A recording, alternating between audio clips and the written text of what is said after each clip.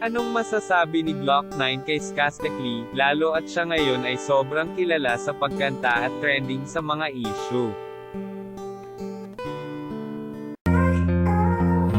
Welcome to Sikat Story. Anong masasabi ni Glock 9 kay Skastekli, lalo at siya ngayon ay sobrang kilala sa pagkanta at trending sa mga issue? Pero bago yan, kilalanin muna natin si Glock 9. Alam kong kilala nyo siya sa pagrarap at kilala nyo lang siya sa pangalang Glock 9, pero ano ang tunay niyang pangalan?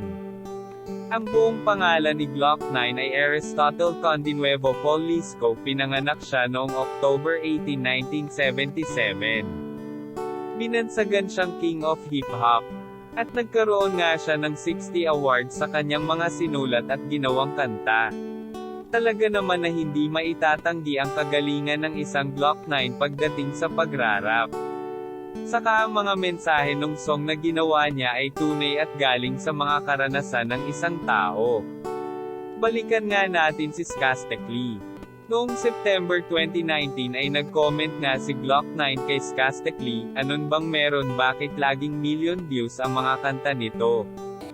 Ayon kay Glock 9, si Skastekli ay pinakamagaling kumanta sa grupo ng X-Battalion. At mahusay rin sa pagrarap. Dahil nung mga panahon nga na nag-trend sila ay nakasama na niya si Skastekli. Sobrang cool niya. At very creative daw lalo sa pag-atake sa kanyang pyesa. Iba talaga boses ni Skastekli ngayon, lalong gumaganda dahil nga sa mas nahahasa ito kapag palagi pa siyang kumakanta. Pero di siya magko-comment about sa issue niya sa mga babae. Gusto niyo ba ulit mag-collab si Skastekli at Glock 9? Comment kayo. Yan lang ang ating mainit na chika. Halina't mag-like, share and subscribe. Thank you.